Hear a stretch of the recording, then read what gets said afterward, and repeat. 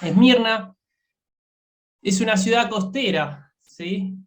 Izmir se llama ahora, es un nombre actual, y tenía y tiene un puerto natural, ¿sí? Protegido por una bahía. ¿Sí? Esta protección también le traía muchos beneficios en cuanto a su clima. ¿Sí? Lo reparaba del viento, de las olas y le daba muy buen clima. Un lugar muy agradable para vivir y para desarrollarse. El puerto que tenía fomentaba el comercio, ¿sí? Y los negocios, llevando a convertir a Esmirna en una metrópoli comercial. En época bíblica se calcula que aproximadamente vivían en Esmirna unas 250.000 personas, lo cual no es poco para esos tiempos. Y Asia Menor se beneficiaba mucho de Esmirna, porque todas las tierras fértiles del valle de Hermus encontraban salida al mar y al comercio por medio de Esmirna. En cuanto a lo político, la ciudad estaba del lado de los romanos. ¿Sí? ¿A qué punto? Al punto más extremo. ¿A qué punto? Al punto que en el año 26 después de Cristo dedicó un templo exclusivamente al emperador Tiberio, y se jactaban de ser los primeros en el culto, en rendir culto al emperador, llegando a considerar que el emperador era divino.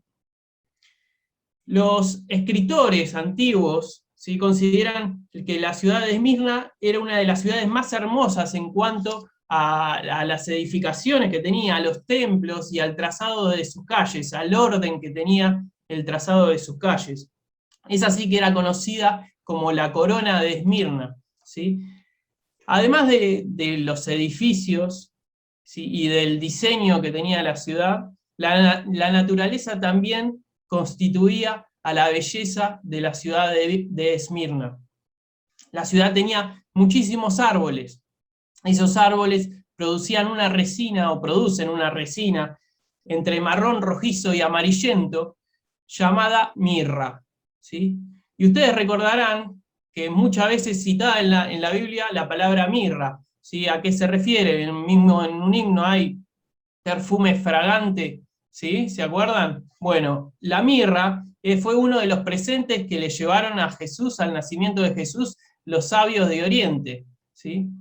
Con la mirra también se perfumó y se embalsamó, fue uno de los ingredientes para embalsamar el cuerpo de Jesús. La mirra estuvo en el nacimiento de Jesús, la mirra estuvo en la muerte de Jesús, y la mirra perfumaba todo Esmirna. No tiene nada que ver una cosa con la otra, pero es así. ¿Sí? Perfumaba la ciudad. Hay muchas ciudades que por sus árboles dan perfumes particulares. Bueno, Esmirna olía a mirra. Esmirna era una ciudad con buen clima, era una ciudad productiva, era una ciudad hermosa en cuanto a lo de edilicio, y además olía bien. Perfecta para vivir y para desarrollarse. Ahora, en Esmirna no es todo color de rosas. ¿Sí? Encontramos un grupo de personas que la estaban pasando mal, realmente muy mal. ¿Sí? Es una ciudad con una fuerte oposición al cristianismo que lo llevó a la persecución y a la pobreza. A todos no, a los fieles. ¿Sí? Y de eso se trata esta iglesia, la fidelidad.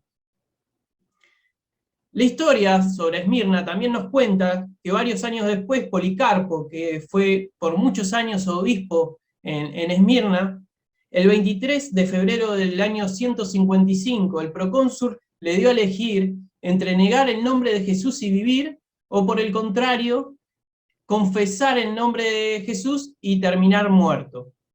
Frente a esta disyuntiva, Policarpo dijo: he servido a Cristo por 86 años y nunca me ha hecho nada malo. ¿Cómo puedo blasfemar a mi rey que me salvó? El procónsul lo condenó a morir en la hoguera, y la historia no termina ahí, sino que nos dice que los judíos fueron los primeros en ir a buscar leña para la hoguera. Tal era el odio que le tenían los judíos, ¿sí?, que no se dieron cuenta, o sí se dieron cuenta y lo obviaron, que el 23 de febrero del año 155 era sábado. No les importó. Frente a lo que pensaban, el odio era más grande, y fueron y colaboraron para que Policarpo sea mártir y muera en la hoguera. Vamos a Apocalipsis 2, 8 al 11. Apocalipsis 2, a partir del versículo 8. Dice así: y escribe al ángel de la iglesia en Esmirna, el primero y el postrero, el que estuvo muerto y vivió, dice esto: yo conozco tus obras y tu tribulación y tu pobreza, pero tú eres rico, y la blasfemia de los que se dicen ser judíos y no lo son, sino sinagogas de Satanás. No temas en nada lo que vas a padecer. He aquí, el diablo echa a alguno de vosotros en la cárcel para que seáis probados y tendréis tribulación por 10 días.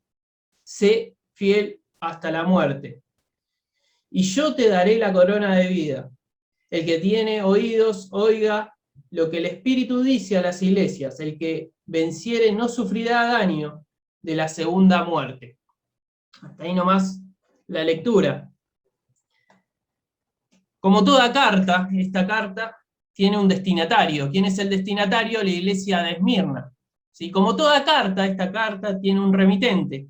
¿Quién es el remitente? ¿Quién es el que manda el mensaje? Isaías 44:6 dice: así dice Jehová, Rey de Israel y su Redentor, Jehová de los ejércitos. Yo soy el primero y yo soy el postrero, y fuera de mí no hay Dios. ¿Quién es el remitente? Ahí lo dice, versículo 8. El primero y el postrero, ¿sí? El primero y el postrero, el Dios eterno, ese es el remitente, el Dios eterno, que a su vez es el mismo de la segunda frase, ¿sí? El que estuvo muerto y vivió, ¿sí? Que a su vez es el mismo que redacta la carta, el primero y el último. Jesús define su divinidad como igual en poder y autoridad a la de Dios, ¿sí? Jesús además agrega su marca de identificación personal. ¿Cuál es su marca de identificación personal? El que murió y está vivo. Es el que triunfó sobre la muerte, que murió en la cruz del Calvario y que está vivo, ¿sí? Él es el original, el auténtico, el único. El que no es falso, el que no es la copia de nadie, ¿sí? El auténtico Dios es el que escribe y dice esto, ¿sí? Ahora, metámonos en el contenido de esta carta, ¿sí? Lo vamos a separar en tres, ¿sí? La recomendación, la exhortación en segundo lugar, y en tercer lugar el desafío, como nos decía Pablo, que vamos a estar viendo en estas iglesias, ¿sí? La recomendación. Empieza diciendo el versículo 9: yo conozco tus obras. Todo parte desde el conocimiento profundo de la situación. Yo te conozco, dice Dios. Dios siempre parte del conocimiento. Es consciente de lo que pasa y no es ajeno a la realidad que nos rodea.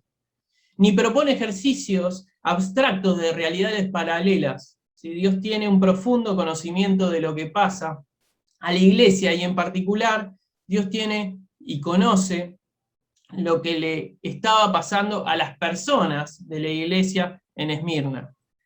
Cristo conocía su aflicción, Cristo conocía su pobreza. Ahora, ¿qué era lo que le estaba pasando a esta gente? ¿Cuál era la situación que estaban viviendo? Los creyentes eran perseguidos por no negar su fe ante las exigencias del emperador. Si eran ricos espiritualmente, nos dice el versículo 8, pero la opresión y la persecución les causaban pobreza materiales. No podían trabajar porque eran cristianos, no podían comprar porque eran cristianos, no podían vender nada porque eran cristianos, eran excluidos, cayendo así en una pobreza extrema. No solo eso, sino que la comunidad judía decía mentiras sobre los creyentes e instaba al pueblo a que los señalaran, a que los marcaran y a que los denunciaran frente a los romanos, ¿sí? Creyentes pobres materialmente, pero a su vez creyentes ricos espiritualmente. ¿Qué contraste se nos marca con la historia de Jesús? La historia de Jesús fue totalmente distinta. Él era rico y se hizo pobre. Dice 2 Corintios 8:9, se hizo pobre siendo rico, para que vosotros con su pobreza fueseis enriquecidos. Lo verdaderamente importante es la riqueza espiritual, riqueza que es otorgada, riqueza que es heredada de parte de Cristo, ¿sí? Por otro lado, este pasaje no nos lleva y no nos dice que nosotros tenemos que buscar la pobreza, ni que nosotros tenemos que buscar la persecución, ni la opresión, ni pasarla mal, ni las dificultades para ser bendecidos espiritualmente. No está ahí el énfasis, sino que el énfasis está en que podamos tener, o cómo transitaban sus problemas estos cristianos, ¿sí? Podamos entender cómo vivían estas personas frente a estas dificultades, frente a un futuro terrenal incierto y tormentoso. Ellos que veían, ellos que sentían, ellos que anhelaban la seguridad de un Dios eterno, de ese Dios que es primero y postrero, ¿sí? La seguridad de un Dios salvador, ese Dios que es el que murió y que vive, ¿sí? Esa es para ellos y para nosotros una inyección de ánimo y de esperanza a los creyentes que necesitan confiar cada día en los cuidados de Dios. Ahora, los judíos en Esmirna se negaron a reconocer a Jesús como Mesías, y esto los llevaba a la blasfemia, ¿sí? Fíjense que dice: yo conozco tus obras y tu tribulación y tu pobreza, pero tú eres rico. Y ahí dice, y la blasfemia de los que se dicen ser judíos y no lo son, sinagoga de Satanás. Los judíos de Esmirna se negaban a reconocer a Jesús como Mesías, y esto llevaba a la blasfemia. ¿Qué es la blasfemia? La blasfemia es profanar el nombre de Dios. El mismo Jesús los marca a estas personas como asociados de Satanás, instrumentos de Satanás en contra de los creyentes y del mensaje. Ahora hagamos un poco de historia para entender el contexto. Los romanos habían otorgado a los judíos en Israel y en la diáspora, en todo el territorio del imperio, ¿sí? la excepción de las prácticas religiosas romanas, ¿sí? El judaísmo era una religión lícita, se podía practicar libremente el judaísmo y no ser castigado por ello, ¿sí? Cuando comenzó el cristianismo en Pentecostés, los cristianos se sintieron seguros bajo esta protección romana otorgada a los judíos. ¿Hasta cuándo? Hasta la destrucción del templo en el año 70 después de Cristo. Ahí los mismos judíos empezaron a acusar a los cristianos ante los romanos. Le decían que los cristianos reconocían al Señor Jesús y no al César, ¿sí? Los cristianos a lo largo de la primera época empezaron a dejar de gozar de esta protección, entre comillas, civil que tenían. Y empezaron a ser calumniados, empezaron a ser perseguidos, empezaron con frecuencia a ser condenados a muerte. Ahora, los judíos se encargaban, ¿sí?, de acusar a los seguidores de Cristo, y así pasaron a ser instrumentos o agentes de Satanás. ¿Quiénes? ¿Todos los judíos? No, muchos judíos se convirtieron y pasaron al bando de los perseguidos, ¿sí? Pero otros tantos no, y eran útiles a Satanás en esta tarea. Ahora vamos al segundo punto, que era la exhortación que tiene esta carta. Como distinto a otras iglesias que vamos a estar estudiando, esta iglesia, el Señor no la reprende, no la reta, ¿sí? A los hermanos de Esmirna no le pasa esto, ¿sí? Es verdad, estos hermanos no eran perfectos, ¿sí? Pero, y tenían un contexto un tanto difícil, y no solo eso, sino que en el versículo 10 les dice, se te va a poner más difícil aún, ¿sí? Veamos el versículo 10, dice, no temas en nada lo que vas a padecer, o sea, la vas a pasar más feo de lo que la estás pasando ahora. Aún así, les dice, no temas nada. El único que puede decir no temas nada es aquel que tiene el control total de todas las cosas y que sabe lo que le espera a su pueblo. No temas nada de lo que te va a pasar.